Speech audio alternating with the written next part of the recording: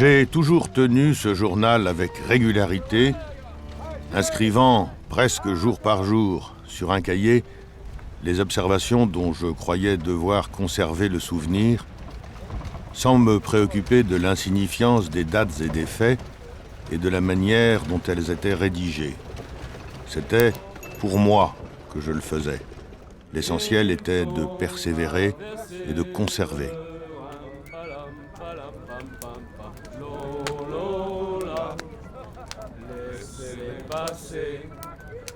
Si je le transcris à nouveau, c'est pour réunir les nombreux cahiers dont ce journal se compose. Cahiers devenus malpropres, déchirés et effacés dans bien des pages, par suite des nombreux voyages et déplacements qu'ils ont été contraints de subir.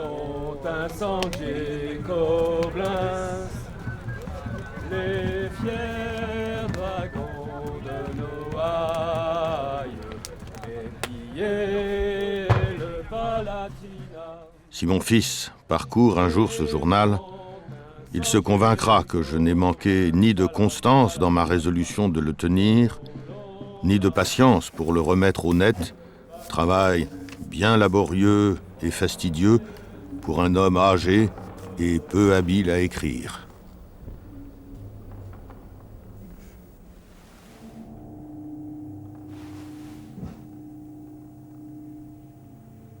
Les opinions royalistes de ma mère l'empêchèrent de m'envoyer à l'école parce qu'on y enseignait les droits de l'homme. De sorte qu'à l'âge de 17 ans, j'écrivais fort mal et je n'avais aucune notion de grammaire.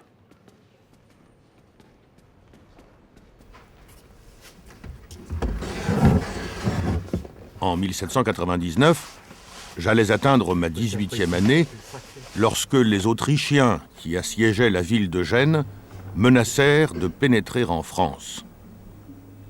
Donc là, on a à la fois les positions des Français au commencement et aussi... Donc on était là. Absolument. Ouais. Et les positions de l'ennemi, c'est tous les monts et mamelons, ainsi que là. Là, on voit aussi tout le tissu urbain qui est accolé à la rivière et qui rend compte... Au cri de « La patrie en danger », plusieurs de mes camarades se rendirent comme volontaires à l'armée. Je déclarai à ma mère que je voulais les suivre. Il doit être là aussi.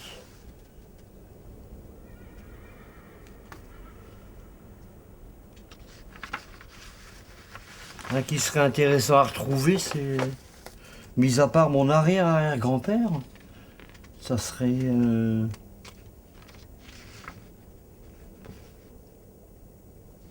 Je trouve pas.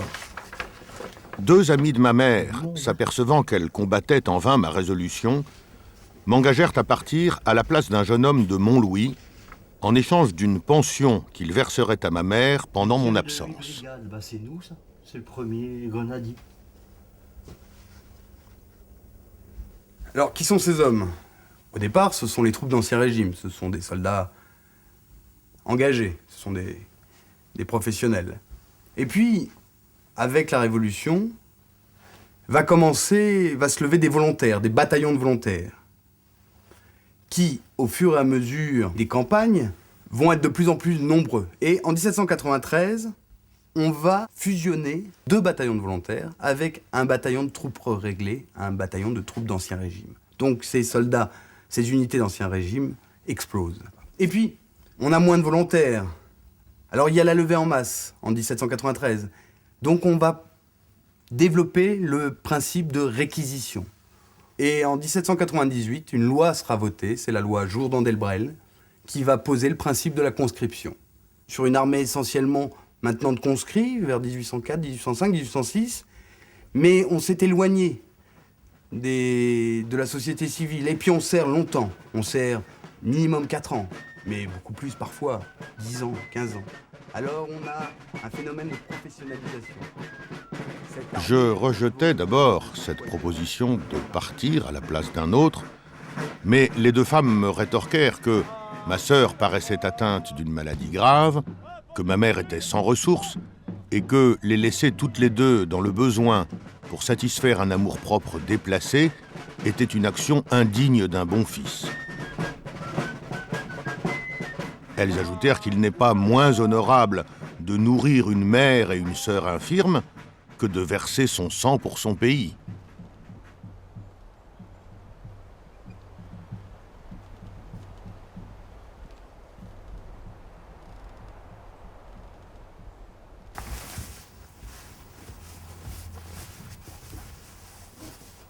Nous convînmes que la pension serait d'1 franc par jour à ma mère tant que je resterais au service, et qu'on lui donnerait 500 francs pour payer ses dettes, et pareille somme si je venais à être tué. Cet accord fut réglé à l'insu de ma mère, car elle n'aurait jamais consenti à une semblable transaction.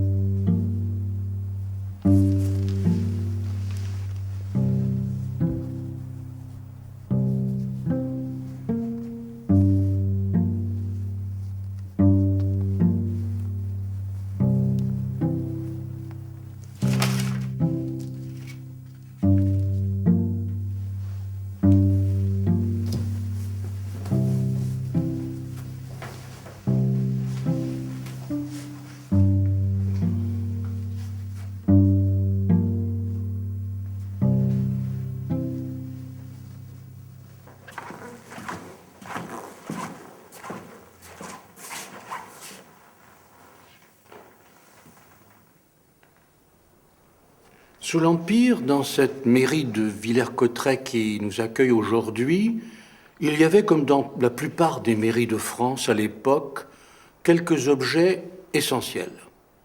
Le Code civil, les poids et mesures, et les Français avaient bien du mal à se mettre dans la tête le changement de poids et de mesures, on comptait encore bien souvent en pieds, en pouces et en lignes, le drapeau, bien sûr, enfin la toise, qui servait pour la conscription. Les conscrits arrivaient dans une salle qui ressemblait parfois à celle-ci, et dans cette salle, on commençait à toiser les conscrits. La toise, généralement, avait 2 inscriptions. Une inscription qui s'arrêtait à 1,48 m, une autre à 1,54 m. Au-dessous de 1,48 m, l'homme n'était pas bon pour le service. Il était incapable de porter le fusil qui faisait 1,51 m. Entre 1,48 m et 1,54 m, ça se discutait. Et il était petit, certes, mais enfin, s'il était de bonne constitution, on pouvait toujours l'envoyer au charroi ou pour pousser un canon. Alors commençait, parmi ceux qui étaient retenus, le tirage au sort. Car on n'avait pas besoin de tous les mobilisables. Dans l'Empire, on calcule que la mobilisation a dû toucher 7% de la population et environ 32% des mobilisables. Après,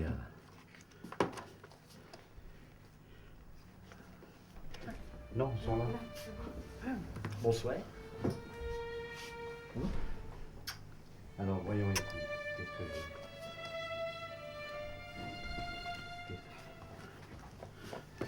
j'ai? Et aux cérémonies de la mise en place de l'association historique de la gendarmerie à Paris, avec les réservistes. Là, ici, c'est coup de Kerquebranche. C'est les Anglais, oui, la grande bataille. Le tirage au sort étant effectué, déjà s'engageaient les contrats de remplacement. Car si les Français étaient tous égaux devant la conscription, ceux qui étaient riches pouvaient acheter un remplaçant. Les prix variaient beaucoup. Au début du consulat et de l'Empire, dans la plupart des départements, avec 1 millier de francs, ce qui était déjà énorme, on pouvait s'acheter un remplaçant. Est inutile de vous dire que seul, précisément, le fils de famille peut se payer un remplaçant. Le pauvre ne peut pas. Il y a aussi des fils de bourgeois qui partent, parce que certains sont attirés par l'uniforme, bien le prestige de l'uniforme, le prestige de la gloire napoléonienne. Mais pour la plupart, ce sont les fils de pauvres qui sont allés conquérir l'Europe derrière Napoléon.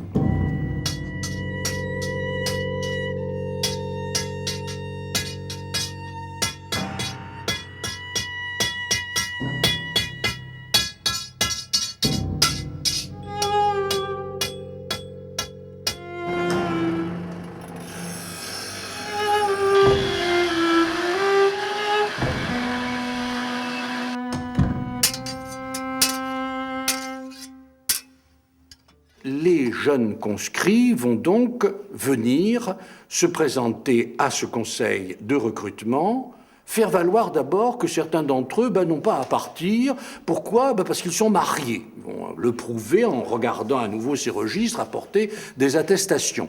Inutile de vous dire que c'était le bon moyen pour ne pas partir à l'armée que d'être marié, puisque cela vous en dispensait, et qu'il y a eu durant cette période une course effrénée à la vieille fille, et à tel point même que les préfets ont été obligés d'y mettre le holà. Mais il y a combien d'autres moyens de ne pas partir à l'armée en se donnant malade? Alors, le coup le plus classique, c'est la carie dentaire. On a demandé, là encore, aux sorciers du village d'avoir un onguent, on l'a répandu sur ses dents, les dents sont cariées, certaines sont tombées. Impossible, donc, de déchirer la cartouche qui contient la poudre et qui sert à être versée dans le canon du fusil et donc à servir dans l'armée. Faute dedans, vous ne pouvez pas être soldat.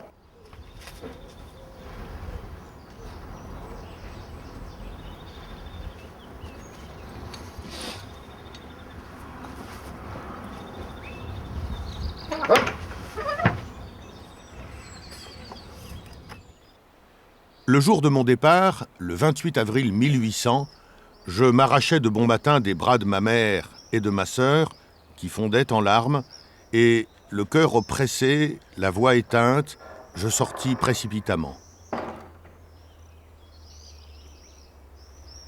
Me voilà sur la route, portant un petit havresac sur le dos, et ayant l'air, vu ma taille et ma figure, de n'avoir pas plus de 15 ans. De temps en temps, je me retournais avec émotion vers la ville qui renfermait ma mère désolée et ma sœur que je ne devais plus revoir.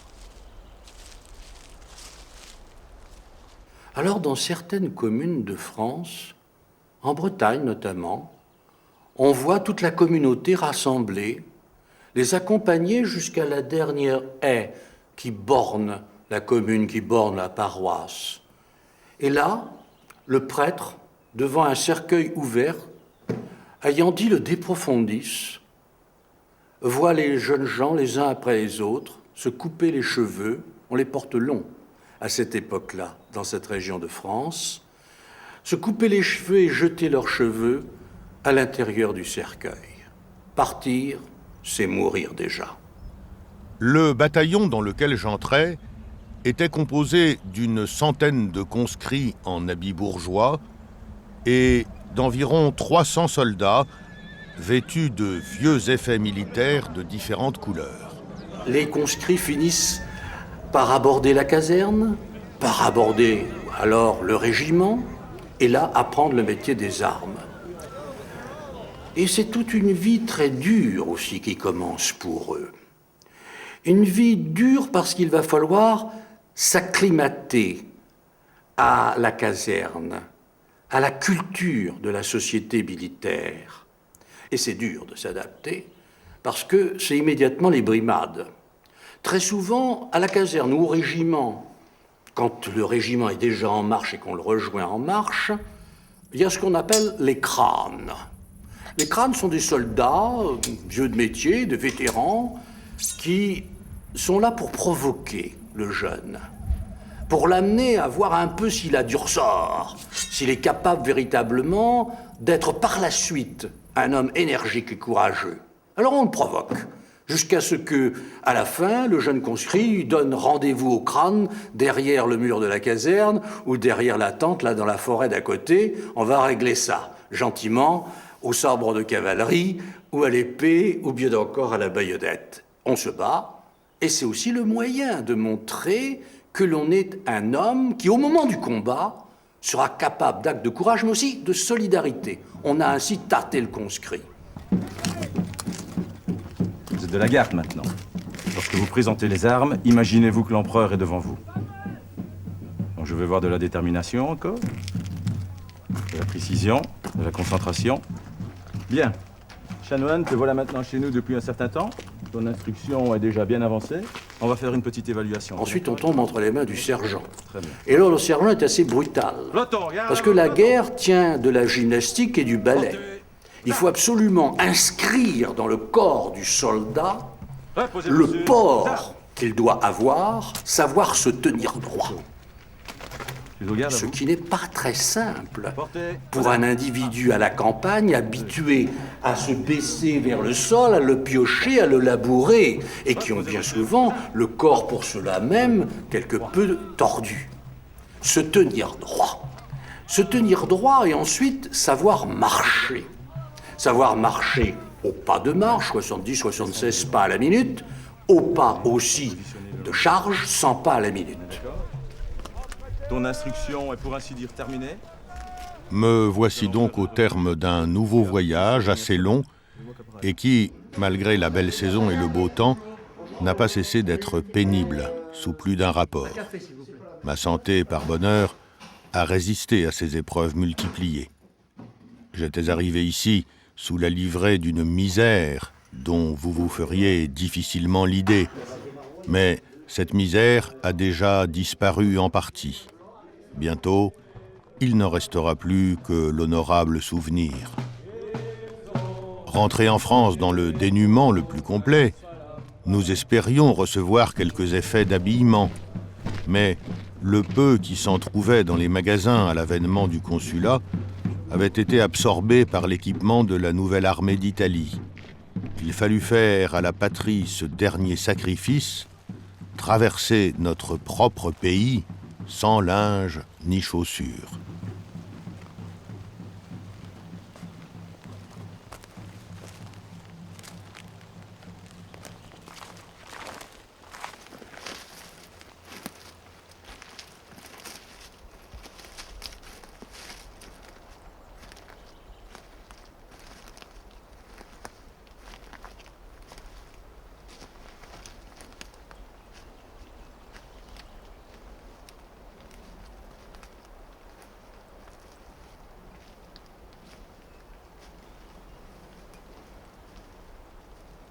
Nous sommes dans une de ces forêts où les troupes de la Grande Armée ont livré leur dernier combat avant la première abdication de Napoléon en 1814. Grande Armée.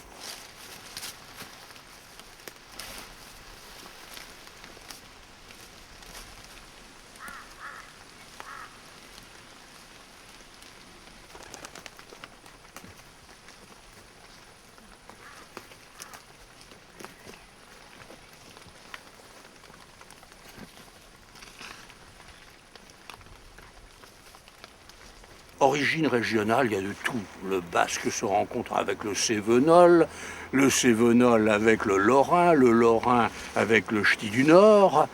Et origine régionale aussi d'autant plus diverse que vous avez encore dans cette armée quelques hommes de couleur qui, ayant formé un bataillon et un régiment même, commandé par le général Dumas, à guerroyer dès 1793, dès 1792 même, pour la plus grande gloire de la France. Dans la stratégie napoléonienne, l'important c'est de surprendre l'ennemi et donc aller vite. Et cette rapidité vient d'abord et avant tout du soldat. Le soldat doit marcher, quand bien même il n'en peut plus. On a des récits de grognards, de vétérans, qui nous disent qu'ils marchaient par peloton, se tenant les coudes les uns les autres, le plus serré possible, parce qu'ils dormaient. Et parfois, il y en avait un d'entre eux qui s'effondrait sur le chemin, et le sergent avait bon prendre son briquet, le petit sabre courbe qu'il avait, et lui battre les flancs. L'homme dormait, ne pouvait plus se réveiller. Marche qui naturellement amène des fractures innombrables. La fracture du soldat d'infanterie est bien connue. Alors on se repose bien sûr quand même de temps en temps. Et au moment où le repos a lieu, s'organise alors le bivouac.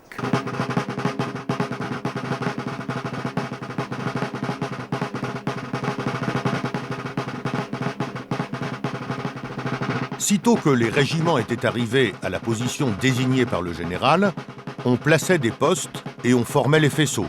Puis, une partie des soldats se débandait et allait chercher dans les fermes et villages voisins de la paille, du bois et des comestibles. Ceux qui restaient au bivouac coupaient des branches d'arbres, les plantaient en terre et construisaient des abris plus ou moins grands, plus ou moins couverts, selon le temps qu'il faisait et selon le nombre d'hommes qu'ils devaient contenir. Ces abris étaient ronds et garnis de paille. Le feu était au milieu et l'entrée du côté opposé au vent. Quand tout le monde était couché, les cuisiniers entretenaient le feu et veillaient à ce qu'il ne prît pas à la paille. Les rations étaient rarement complètes. Si les maraudeurs rapportaient des vivres, on les mangeait en commun, à moins qu'ils ne fussent en trop petite quantité. Mais bien souvent, ils ne trouvaient rien, soit qu'il n'y eût pas d'habitation dans les environs, soit que les paysans eussent soigneusement caché leurs provisions ou qu'ils eussent déjà été pillés par d'autres troupes. Ripincelle, la nourriture. La nourriture et aussi la boisson. Et c'est un des drames de l'armée. Déjà, même dans les armées de l'Ancien Régime et de la Révolution, l'alcool. L'alcool, on arrive à donner à certains jusqu'à un verre par jour et au moment des batailles un peu plus. Si bien qu'il y a un véritable alcoolisme qui se développe à l'intérieur de l'armée. Et être en gaieté avec la bouteille, c'est aussi un des termes que l'on emploie assez souvent dans cette armée. Puis aussi, il y a les femmes. Les femmes qui sont le fléau de l'armée. Pourquoi ? Parce que ces femmes, parce que ces prostituées amènent naturellement un peu d'indiscipline à l'intérieur du bivouac, amènent aussi chez les hommes des maladies vénériennes. Le coup de pied de Vénus, quel est le soldat qui n'a pas eu le coup de pied de Vénus ?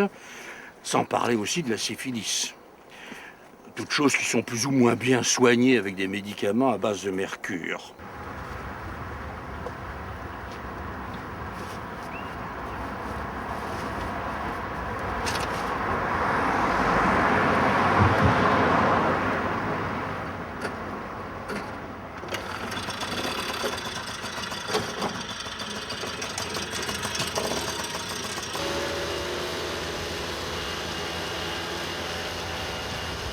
Nous reçûmes l'ordre de partir pour le camp de Boulogne, pour y faire partie de l'armée destinée à être jetée sur les côtes d'Angleterre. Après avoir reçu les effets nécessaires pour un embarquement, passé et repassé plusieurs revues, plus fatigantes que des journées de marche par leur longueur et leur minutie, nous étions enfin sac au dos et déjà hors de l'enceinte de l'école militaire. On n'attendait plus que le général pour faire par le flanc droit, marcher en avant et crier « Vive la gloire !» Mais ce fut tout le contraire. Un courrier extraordinaire arriva de Boulogne, porteur d'un ordre de l'empereur. Nous fîmes par le flanc gauche et rentrâmes dans nos chambres, avec injonction de ne pas s'absenter et de se tenir prêt pour une nouvelle destination. Alors ce ne fut, pendant une quinzaine, qu'inspections, revues, manœuvres. On aurait dit que nos chefs avaient pris à tâche de nous harasser pour nous faire désirer d'entrer en campagne. Aussi était-ce le cri de tout le monde.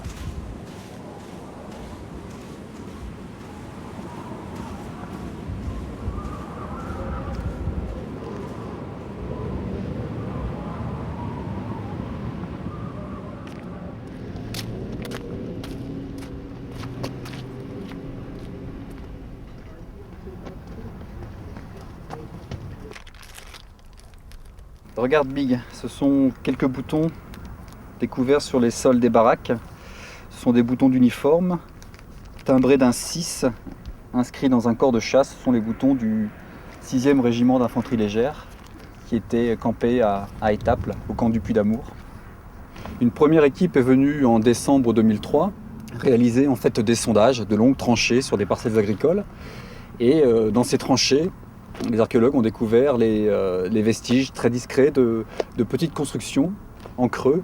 Et dans ces constructions, quelques objets, des boutons notamment, d'uniformes et des monnaies qui ont rapidement permis de situer les découvertes, de les dater, de comprendre qu'effectivement les archéologues avaient découvert un baraquement du camp du Puy-d'Amour.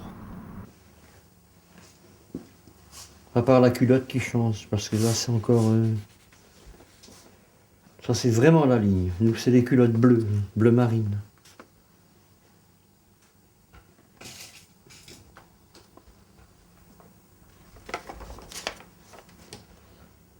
Ça correspond pas le col, hein? Pourtant, c'était bien le col. Oui.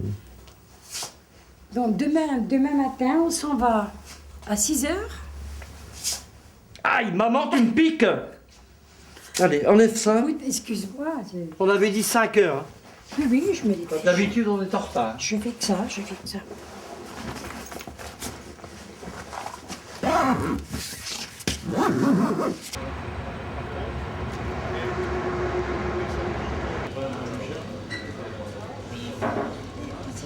Qu'est-ce que c'est pour finir? C'est la soupe. Ah ouais, c'est bon, c'est bien.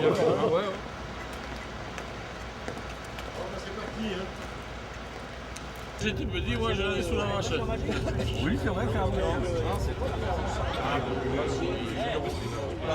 de bretonne, sa marraine, et ah, que son entretien est, qu'elle a de mérite et de gloire. Elle aime à rire, elle aime à boire. Nous partîmes de Paris, tous satisfaits d'entrer en campagne plutôt que d'aller à Boulogne. Moi surtout, qui ne désirais que guerre. J'étais jeune, plein de santé, de courage, et je croyais que c'était plus que suffisant pour lutter contre tous les maux possibles. J'étais en outre rompu à la marche, tout s'accordait pour me faire envisager une campagne comme une promenade, où, malgré qu'on y perdît tête, bras et jambes, on devait trouver du délassement. Je désirais, en outre, voir du pays, le siège d'une place forte, un champ de bataille. Je raisonnais alors comme un enfant. Et, au moment où je jette ceci sur le papier, l'ennui qui me consume dans mon cantonnement et 4 mois de course, de fatigue, de misère, m'ont prouvé que rien n'est plus affreux, plus triste que la guerre.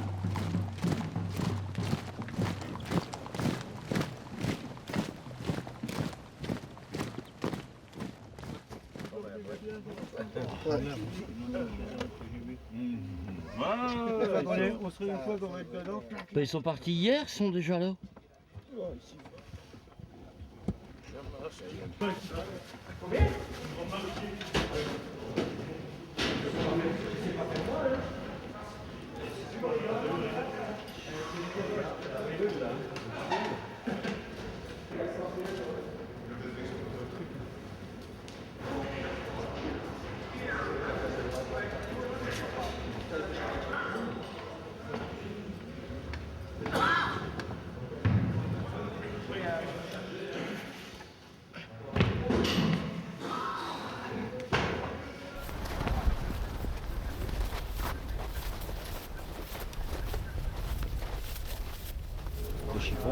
Pour retrouver le tissu qui corresponde le plus possible à ce qui était fait à l'époque.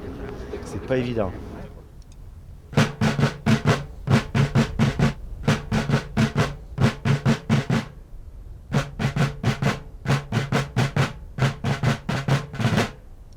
Vive l'empereur! Vive l'empereur! Vive la Canarie! Vient le jour de la bataille. Alors il y a des choses que les soldats ne savent pas et ne verront jamais. C'est Napoléon et Berthier, son chef d'état-major, qui sont à l'intérieur de leur quartier général, qui regardent les cartes, qui inspectent le terrain et qui cherchent le lieu de la bataille, véritablement l'endroit où il va falloir attirer l'adversaire, presque le prendre au piège pour le battre. Alors ça, la plupart du temps, le soldat ne le sait pas. Ce qu'il sait, c'est comment la bataille va se dérouler dans ces grandes lignes. Prenez la cartouche, déchirez. La cartouche. Fermez. Fascinez. L'arme. À gauche. Cartouche. Dans le canon. Tirez. Baguette. Bourrez. Portez vos armes. pour un feu de peloton.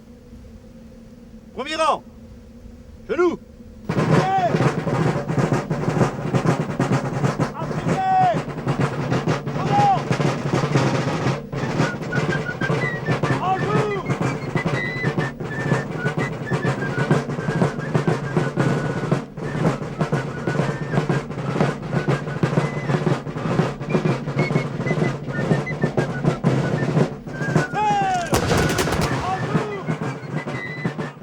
Le feu, la nappe de feu. Il va falloir rester statique, silencieux, avec son sang-froid, devant un adversaire qui parfois est à 140 mètres de vous. La portée utile d'un fusil, c'est ça, à peu près. Et qui déverse, bien entendu, sur vous les balles de ses fusils, les boulets de ses canons. Et parfois, la nappe de feu est prodigieuse. Songez que, dans ces guerres déjà modernes, l'artillerie joue un rôle considérable. À Leipzig, vous avez 1500 canons du côté des Français et plus du côté de l'adversaire. En une seule journée, 90 000 et même plus de 90 000 boulets vont être déversés sur le champ de bataille, rien que du côté français, à tel point qu'on n'en a plus, qu'on est obligé de les ramasser et qu'on les paye 2 sous à chaque soldat qui les ramasse pour pouvoir recharger l'artillerie. Nappe de feu. Et alors naturellement, non seulement il y a ce bruit si caractéristique du boulet qui arrive vers vous, ça tient au gazouillis de l'oiseau, dit Goethe, et en même temps, il y a une chaleur qui vous enveloppe complètement. Et puis alors, il y a aussi ce boulet qui ricoche sur le sol et qui crée à l'intérieur des lignes françaises et tiré devant l'adversaire plus de blessés et de morts qu'on aurait pu en escompter d'un simple boulet tiré. Si l'artillerie a bien préparé le terrain, si la cavalerie lourde a réussi à créer une brèche à l'intérieur des lignes adverses, alors en avant, en colonne. Et les colonnes se forment, avec baïonnette au canon, on fonce sur l'adversaire. Et là, ça va être véritablement le combat au corps à corps, homme à homme. Celui qui gagne, c'est celui qui est capable le premier d'éventrer, le premier de couper, le premier de trancher dans les chairs vives, le sang qui coule. Et c'est cela. C'est cela aussi la bataille.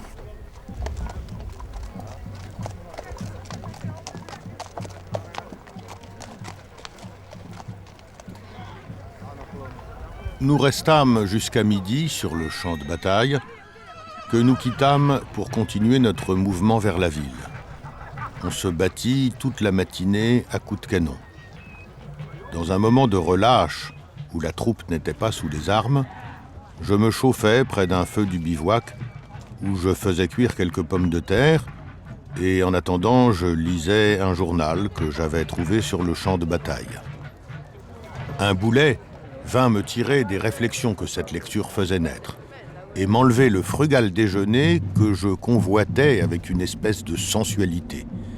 Ce maudit boulet, après avoir emporté la tête d'un chef de bataillon d'artillerie qui était appuyé contre un arbre, vint ricocher au milieu de mon feu, m'enleva mes pommes de terre et me couvrit de charbons ardents et de cendres. Un voltigeur qui se trouvait en face de moi eut le même désagrément et le même bonheur. Ce fut un coup bien heureux pour nous, car si nous avions été placés différemment l'un et l'autre, nous étions coupés en deux.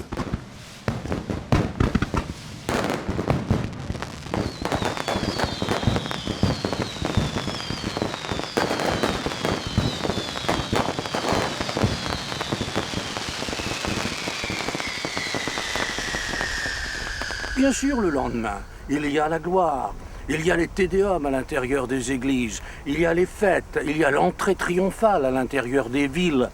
Mais à côté de cela, il y a le prix de la gloire. Le prix de la gloire, c'est les morts et les blessés. Les estimations tournent autour de 800 000 à 900 000 morts ou disparus. Donc, il y a là des hécatombes.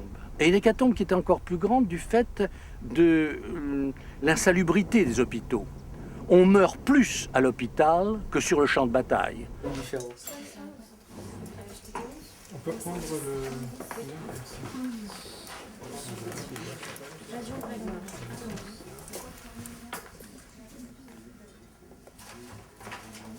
C'est pas un cimetière normal, ça. Non, non, là on est vraiment devant des résultats. Alors, bon, pour l'instant, c'est des résultats de terrain, d'observation qu'on a pu faire au moment de la fouille, mais plus que très majoritairement, on a affaire à des hommes.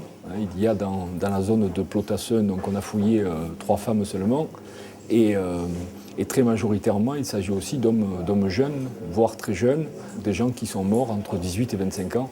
Qu'est-ce qui s'est passé?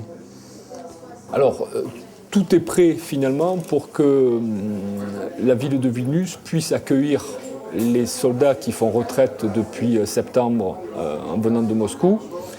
Mais plusieurs problèmes se posent. D'une part, la garnison de Vilnius, qui reste en poste pendant tout l'été et l'automne 1812, ne peut pas imaginer que la Grande Armée va revenir dans cet état.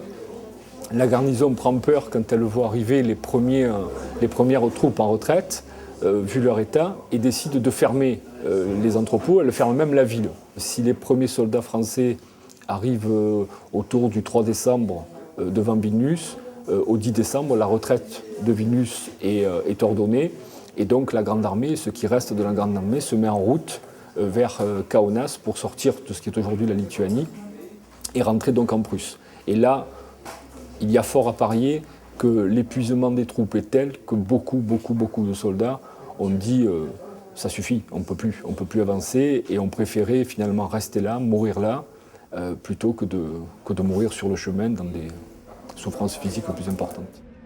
Le matin du 9 décembre 1812, nous partîmes pour Vilnius, par moins de 28 degrés.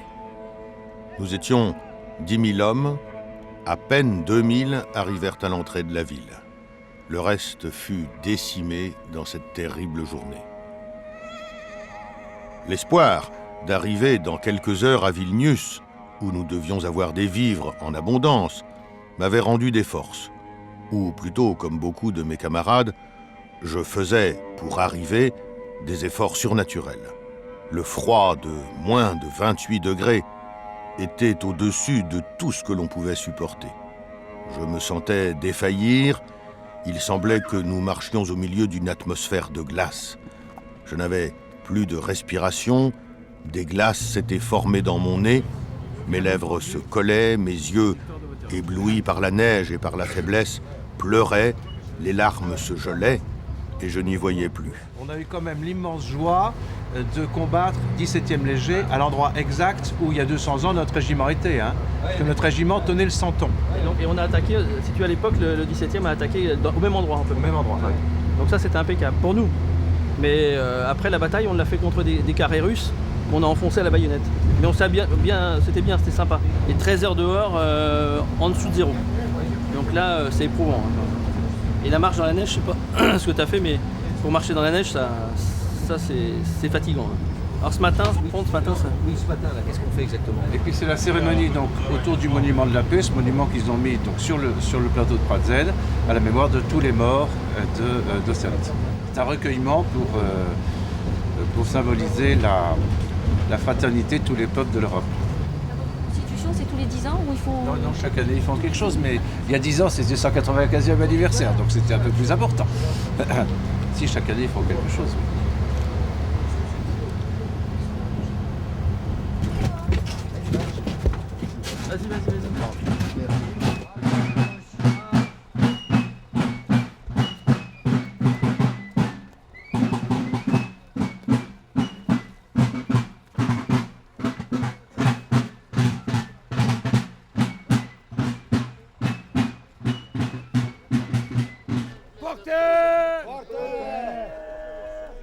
Vas-y.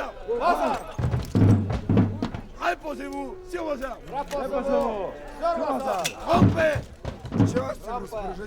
Помилуй, Господи, помилуй, Господи, помилуй. Милости Божие, Царство Небесное, оставление грехов Христа, бессмертного Царя и Бога нашего, просим. Подай, Господь, Твоих, благословим Отца и Сына и Святаго Духа Господа.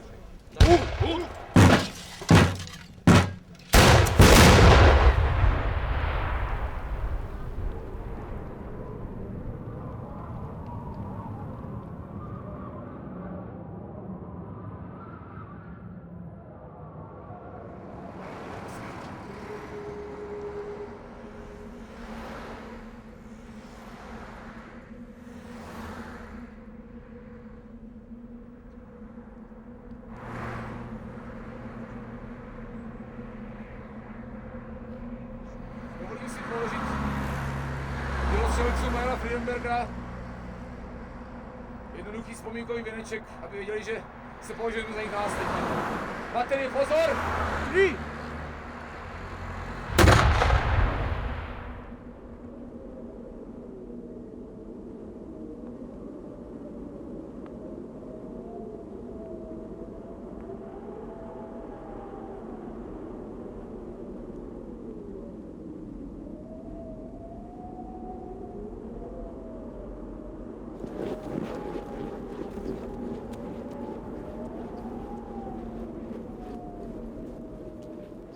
Nous aperçûmes les clochers de Vilnius, on se jeta en confusion dans le faubourg. En y rentrant, j'aperçus à la porte d'une maison un de mes amis étendu mort. Beaucoup d'autres tombèrent en arrivant, d'épuisement et de froid. Le faubourg était déjà parsemé de cadavres. 1 heure après, j'entrai en ville afin de voir si je ne trouvais pas de pain et d'eau de vie à acheter. Mais presque partout, les portes étaient fermées. Les habitants, quoique nos amis, avaient été épouvantés en nous voyant l'air fou et imbécile. Des enragés couraient en frappant à toutes les portes des maisons et des magasins. On ne voulait rien nous donner, parce que les fournisseurs voulaient que tout se fît en ordre, chose impossible, puisque l'ordre n'existait plus. Il y avait plus de morts dans les rues de Vilnius que ce qu'il y avait d'habitants vivants dans les maisons. Et donc une des inquiétudes de Kutuzov, c'était d'éviter les épidémies parce que les cadavres, c'était pas tout à fait idéal. Puis en plus, il y avait un spectacle absolument apocalyptique, il fallait régler le problème. De façon pratique, ils ont essayé initialement de faire une crémation qui permettait aussi de prévenir des phénomènes épidémiques. Mais pour brûler des corps congelés dans cette quantité, il aurait fallu un brasier. Ils ne pouvaient pas creuser la terre, c'était ça le problème. Il va à moins 30, la terre c'est trop dur, c'est impossible. Mais ils ont eu l'idée de récupérer des fosses qui étaient des fortifications qui avaient été établies par la Grande Armée. Et en collaboration avec nos collègues microbiologistes, on a pu ramener des échantillons de tissus d'uniformes, des échantillons donc aussi de dents, et ils ont pu travailler sur les tissus d'uniformes et notamment sur les restes de chemises et des squelettes de poux. Dans ces restes de poux et dans la pulpe dentaire, qui est une espèce de résidu qui reste protégé de l'extérieur, c'est du sang séché, eh bien ils ont pu identifier la bactérie du typhus et aussi une autre bactérie qui donne la fièvre des tranchées qu'on connaissait historiquement que pendant la Première Guerre mondiale. Donc en fait, ça existait aussi dans les armées napoléoniennes un siècle avant. Ça, c'est des détails qu'on va rentrer, comme l'a dit Norbert. Il y a autre chose qui va se passer, on va en parler encore demain matin. On va carrément faire un chamboulement dans notre organisation au niveau des grades, au niveau de tout. C'est surtout, si tu veux, au niveau des grands événements. Voilà, oui. Où c'est vrai que les directives du haut commandement étaient floues. Et il n'y avait pas d'estafette qui disaient attaquer à gauche ou à droite, on ne savait pas où aller en fait. Hein. Nous, on préférait rester avec notre groupe. J'ai été très heureux d'aller à Austerlitz, hein, comme nous tous. Hein.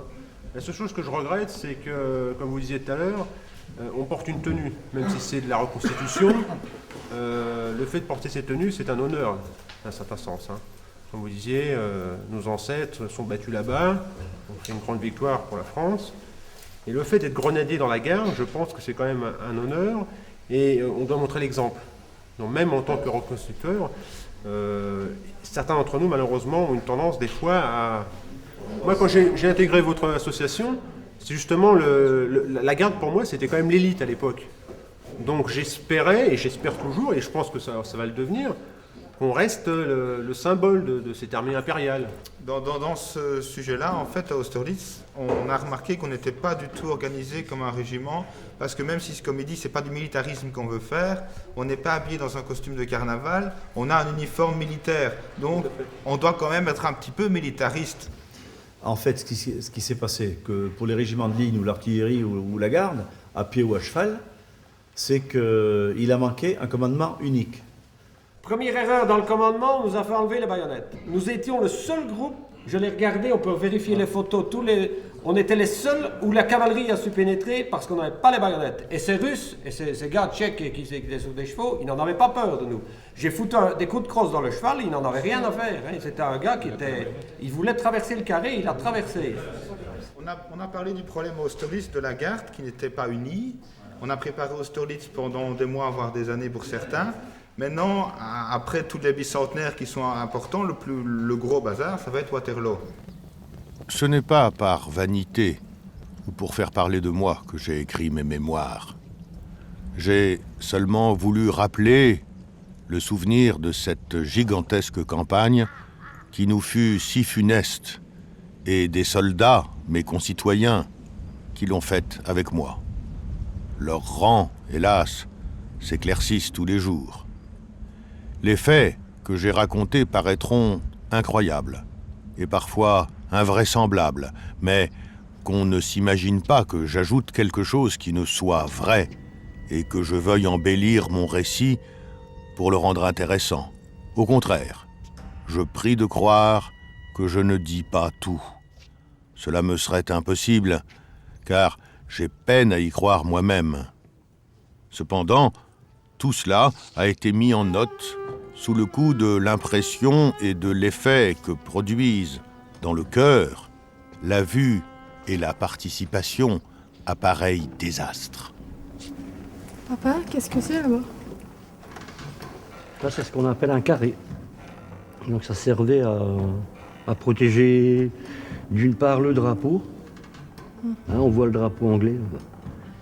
Et puis les officiers, bien sûr, et les musiciens, les tambours. Parce que les tambours, ça faisait office de messagers, quoi. Parce qu'avec le bruit des canons, des fusils, ils n'entendaient pas les ordres. Donc ça fonctionnait au tambour, quoi. Là, il y en a encore un beau carré, tu vois. Ouais. Alors l'officier au milieu.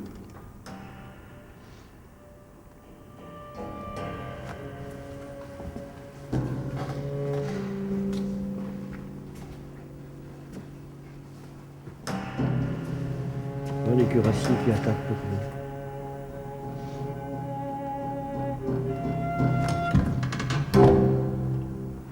Pour essayer de casser. Ouais.